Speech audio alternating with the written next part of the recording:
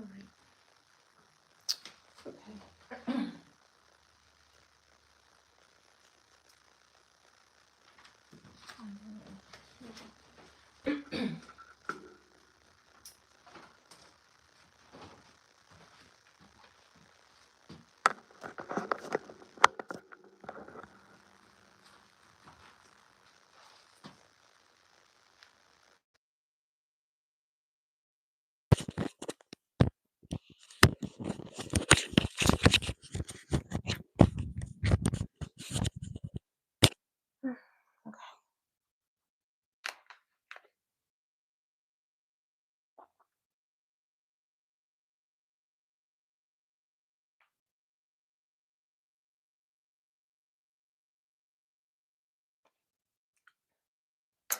All right.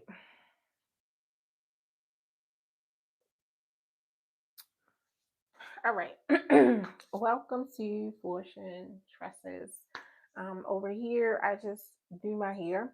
So today I am doing my hair routine and I'm going to chat a little bit. So I'm gonna start off doing my hair routine first. So I put these mini braids in my hair. I think it's been about 2 months now. So I have refreshed the front of my hair once. I refreshed the back of my hair once as well.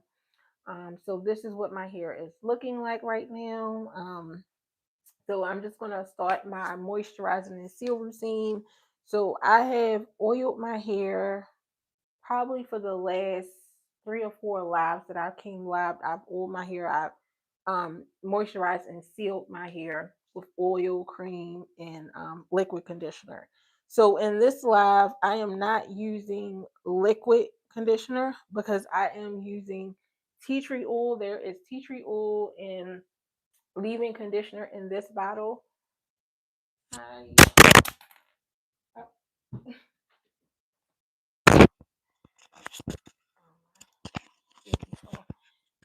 Hi, Benjamin. How are you? Thank you for being here. Make sure you like the live on your way in. Hopefully, I can get this back on. Hi, Brawler. How are you? She got a microphone. She a professional. I'm trying to be. I'm trying to be a professional, but it does the video quality. It sounds much better with the microphone. I did some lives before I learned about getting a microphone, and the voice quality was horrible. So yeah, I'm trying to be. Oops, it fell off. Yeah, hopefully it stays on. But I'm doing my hair routine. So the last few lives, I moisturized and sealed my hair. So in this live, I am going to use tea tree oil. This is tea tree oil and leave-in conditioner. So in my next live, I will be cleansing my scalp because that is very important. If you're on a hair journey, you have to make sure that your scalp is clean. So in my next live, which most will probably be Wednesday, I probably will try to go live either Wednesday night or early Thursday morning. I will be cleansing my scalp. But in this live, I'm using tea tree oil. Tea tree oil is very good to cleanse your scalp. The tea tree oil, and it has a cleansing agent. So it's very good if you're trying to clean your scalp. And then I will also be using my Mazzoni Hairdress Coconut Souffle. So this is the cream I will be using. And to try to hold everything in place, then I'll be using my OGX Locking Coconut Curls Decadent Creamy Mousse. And that's this mousse right here. So I'm just going to get started. So I'm going to do my hair routine first. And then I'm going to start talking about what it is I want to talk about. So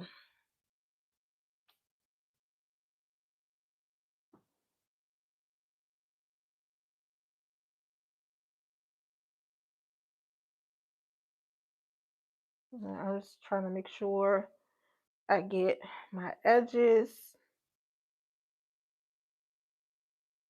And I had my hair in for about 2 months now.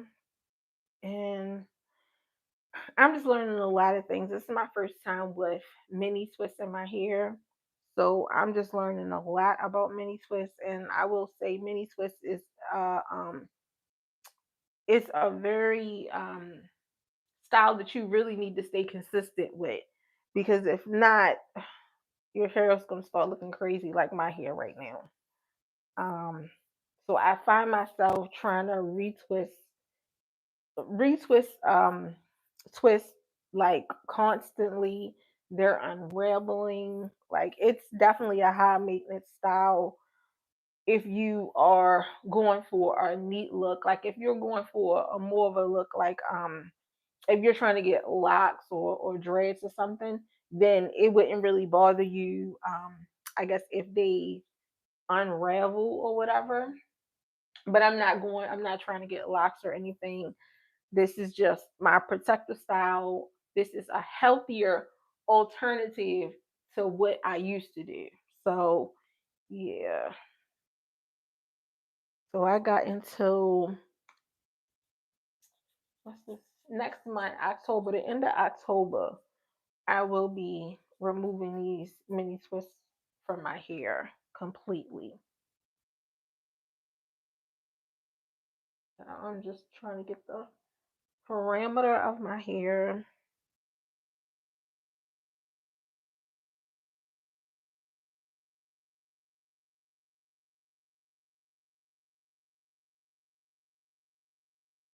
Get the oil where turn onto your rope right now. Get the oil. Okay. All right.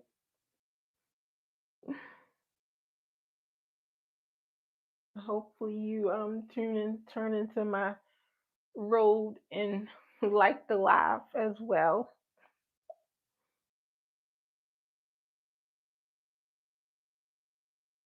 First. Okay.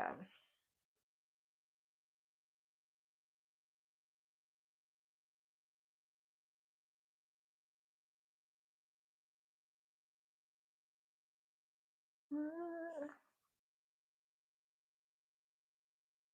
and massaging your scalp is very, very good if you are trying to grow your hair. That is very, very important to your hair routine.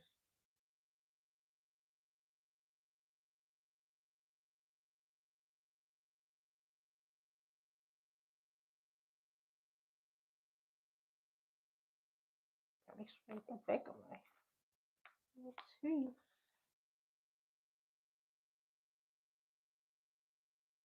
So how is everybody doing tonight? What you doing? Moisturizing and sealing my hair. My this is my hair routine. So how is everybody? Yes, hair time. How is everybody doing tonight? Well, this morning, because well, it's morning here, so it's about almost 2 a.m. right now here. Hopefully, wherever you are, it's not 2 a.m.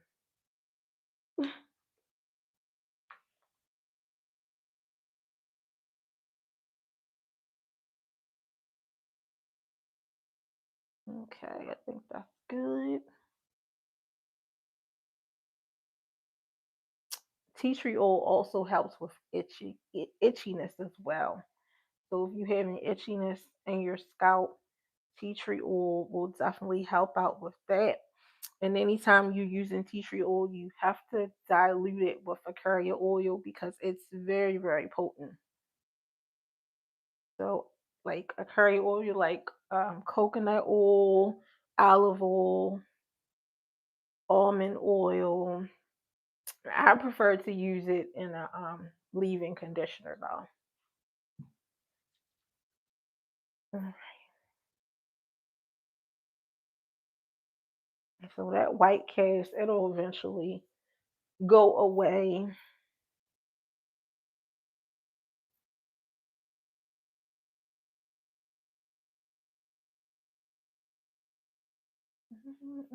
Oh, I gotta get the ends of my hair too,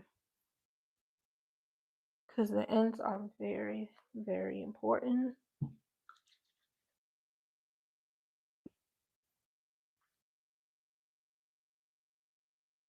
4.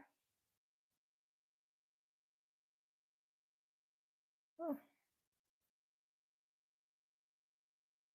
okay. Well, we are looking very moisturized now.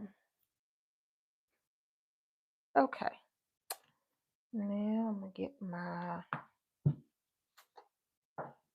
Mazzoni.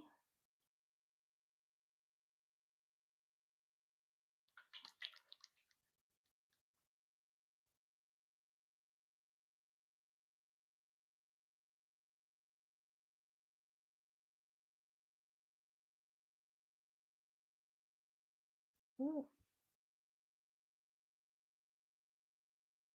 my scalp feels so much better now. My hair dries out so fast. So fast.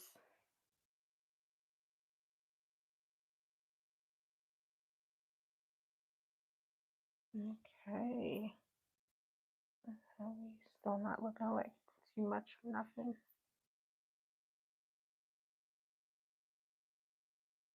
Okay. I want to massage it a little bit, but massaging it's it's like a it's kind of hard. It's kind of hard when you massaging your hair because you are what I'm learning and what I've seen is that you are, especially if you have 4C hair texture like mine, um, basically the hair is getting entwined together in the roots. So I don't want to massage too much, especially with this massager. It would be better if you massage with your fingertips, but I really like how this massager feels. It really feels nice on my scalp. Okay, all right, that's enough. I did enough. Okay, now I'm gonna try to lock that in with my mousse.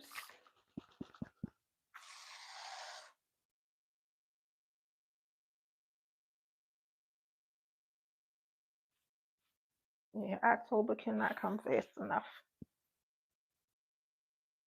But you gotta trust the process. Why does it look like it hurt? Oh, no, it doesn't hurt. It doesn't hurt. It looks hard. It's not.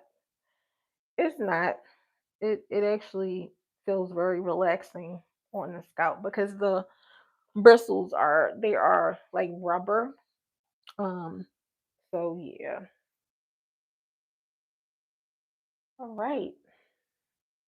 Hopefully it's not too bad. I think I could work with this. All right. Let me start talking about my topic. Wipe my hands. Okay. All right. So I found this story on my Google news feed. It was on my Google news feed. And I think that it interests me so much because I am in the process of buying a home for the first time. So I will be a first time home buyer.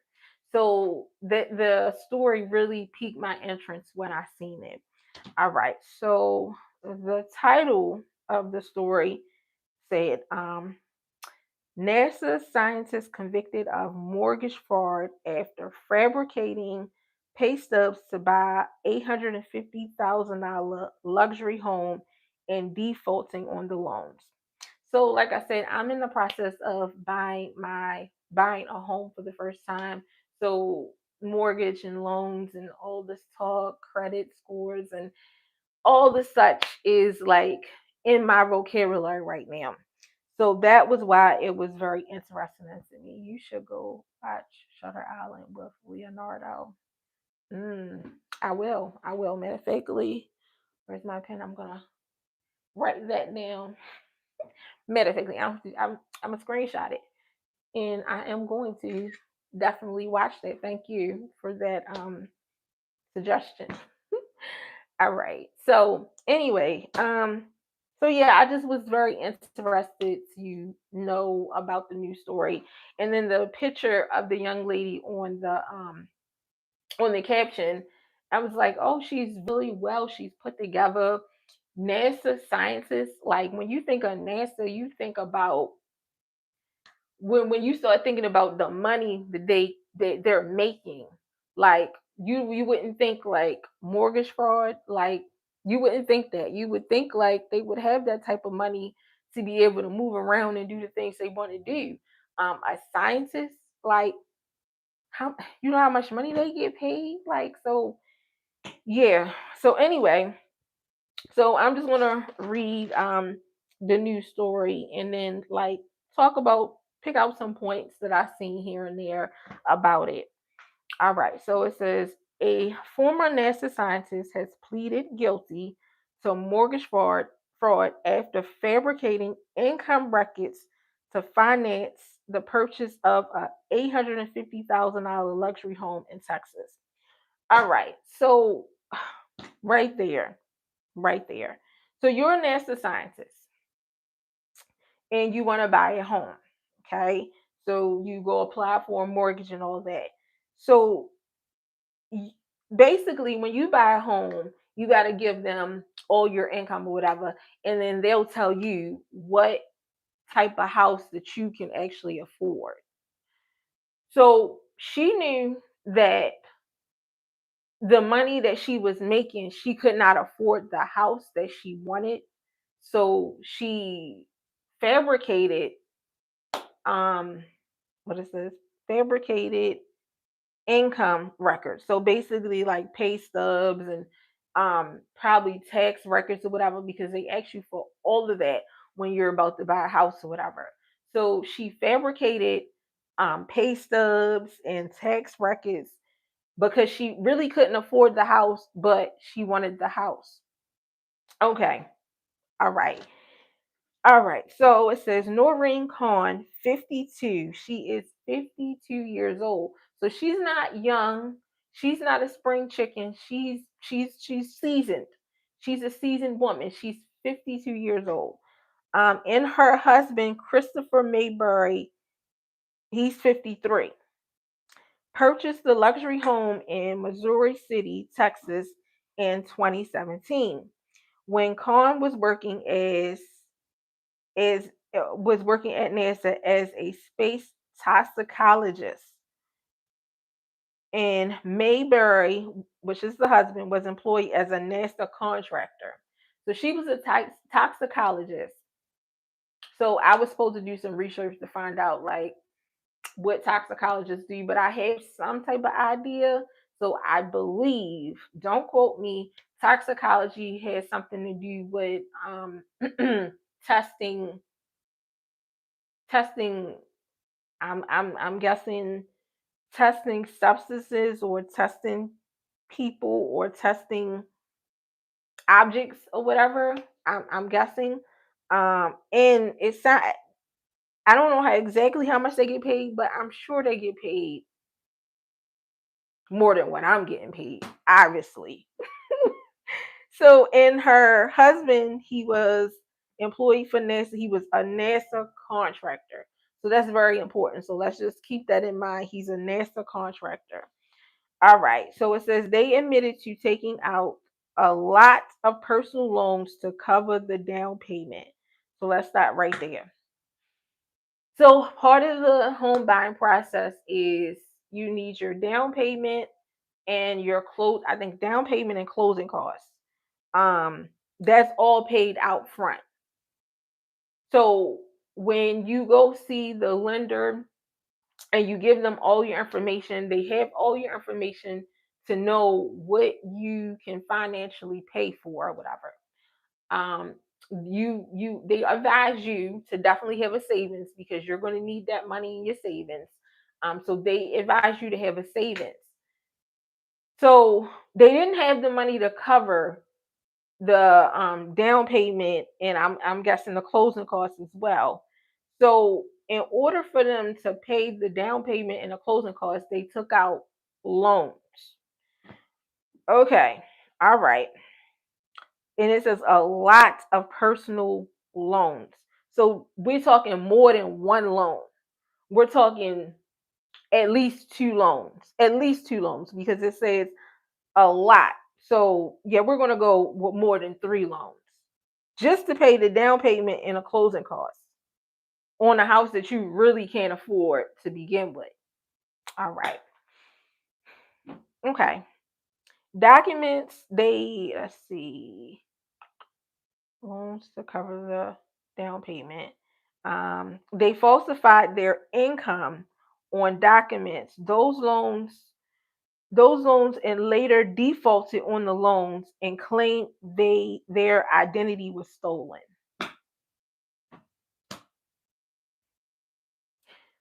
So they took out a lot of loans to pay for the down payment. A lot of loans. We don't even know. It just say a lot of loans. We don't even know how many loans, but we gonna go with over three.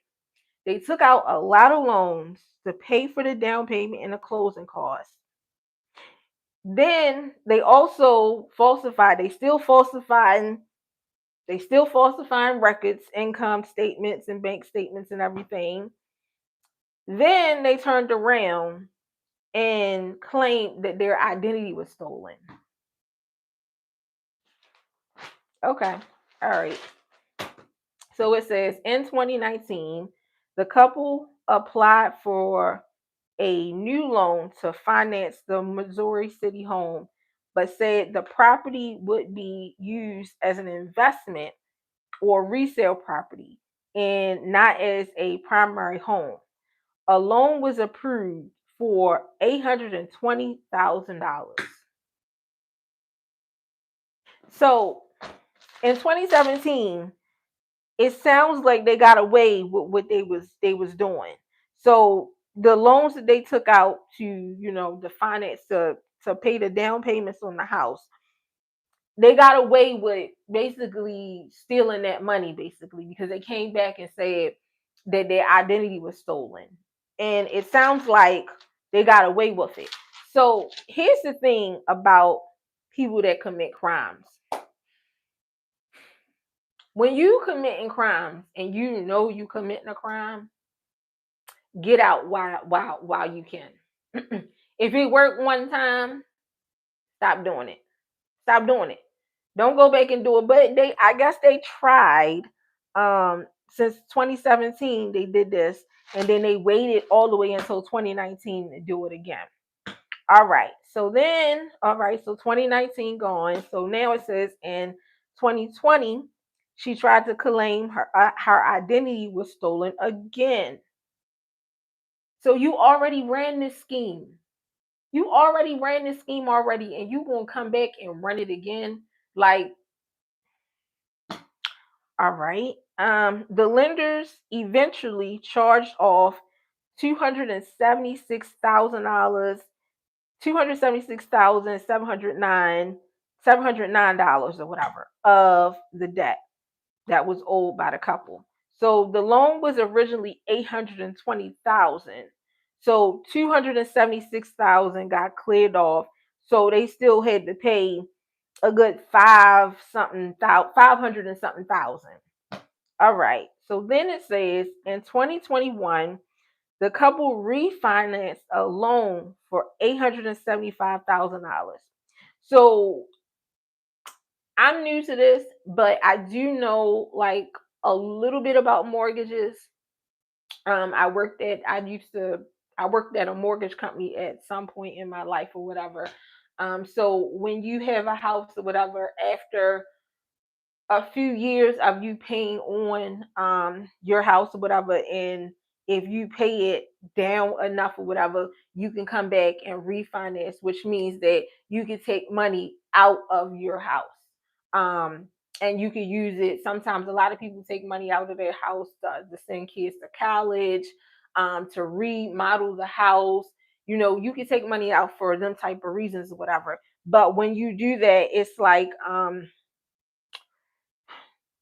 you add more onto your mortgage basically. Like you're gonna have to pay more or whatever.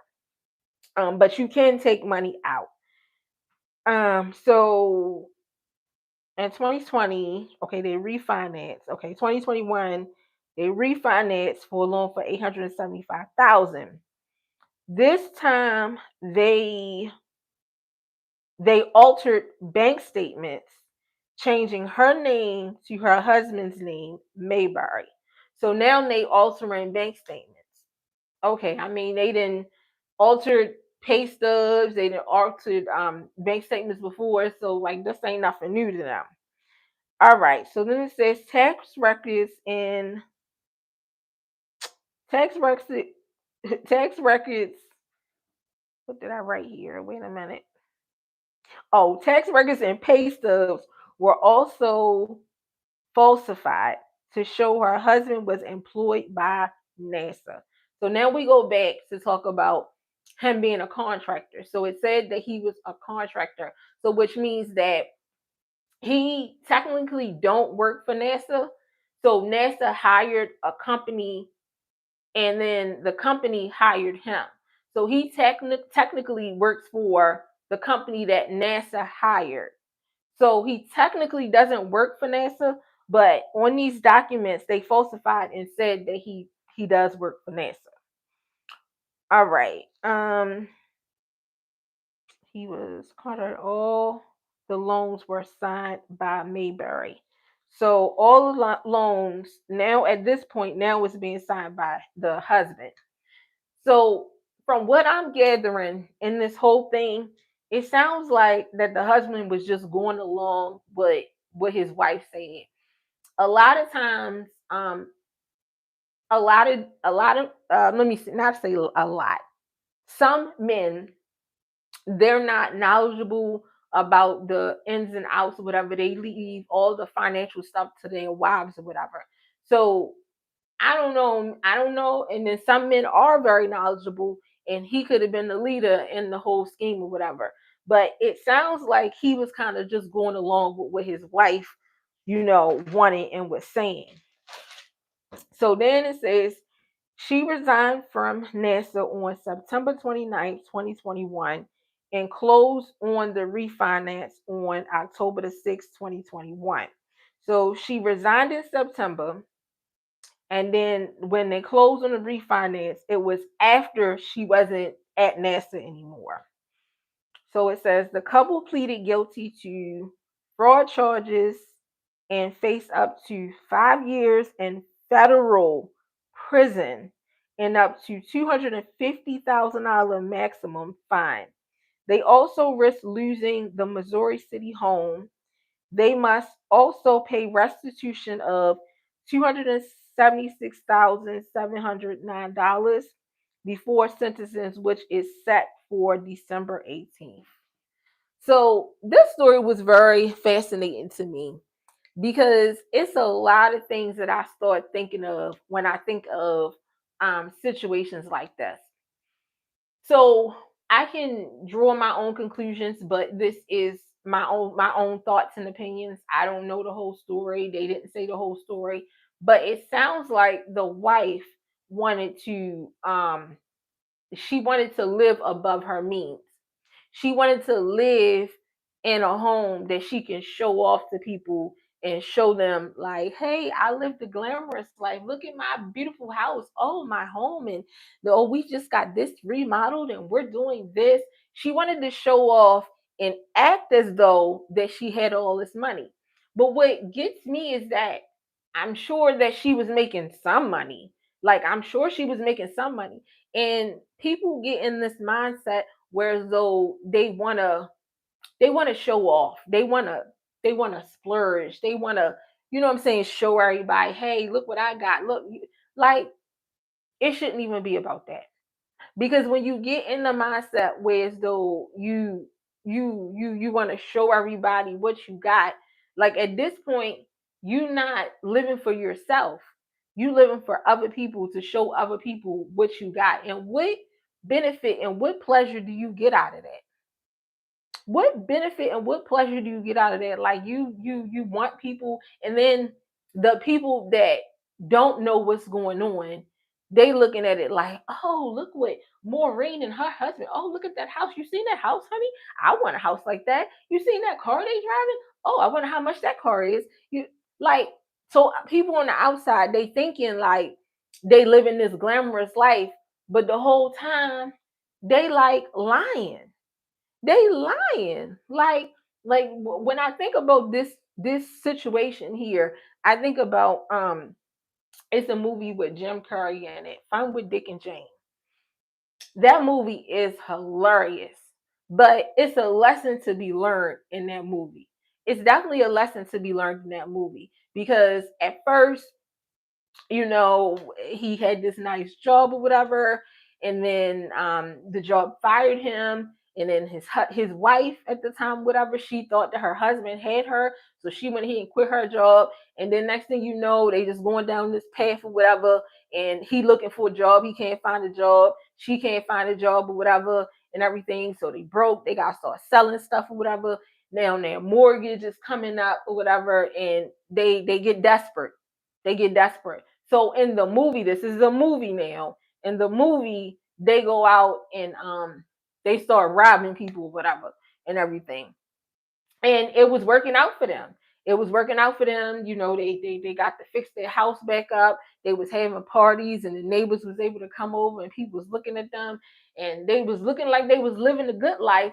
Whole time, people not knowing like they really out here being criminals. So, like, I say all that to say, like, don't ever get wrapped up in what somebody else got. Don't ever look at people, whatever, because we're in the day of social media, whatever. Don't ever look at people on social media and be like, oh yeah, they got it going on. I want it. Don't do that. Because you don't know. You don't know what's really, really going on. You have no idea what's really going on. And also on the other side, people need to start stop living above their means. Like, it's great to have money. It's good. It's very good. The best thing to do if you have money is definitely save and invest, because one day you might need it or your loved ones might need it. So the best thing is to save and invest. Like, all this showing out and trying to live this glamorous lifestyle, like, you can't take it with you. So what's the purpose of trying to show out and show everybody you got it when you really don't have it? And then this couple here, like, this woman looks beautiful. Like, and she this one, I put my thumbnail, she on my thumbnail or whatever. Like, she's absolutely gorgeous. Why? Why now she could possibly be in prison with murderers and stuff or whatever, and that's, well, what you in here for? Yeah, mortgage fraud. Like, really? It's crazy to me. But anyway, that was my topic for tonight. I'm gonna wrap it up. Oh, somebody message got held. All right. Well, if you were here, thank you for being here. If you are still here, please make sure that you like the live. We are on a mission to get monetized over here. Um, we're doing. I'm not gonna say we're doing well, but we're doing. So we're still pushing forward. So please make sure that you like the live. And that's it. I'll probably be live again, sir. What was today? No, Wednesday. I'll probably be live on Wednesday night. And Wednesday, what do I want to talk about? I have my topic that I want to talk about, but I forgot. It was something. But anyway, all right, you guys. Thank you for being here. Make sure you like the live on the way out. And I'll see you guys in the next one.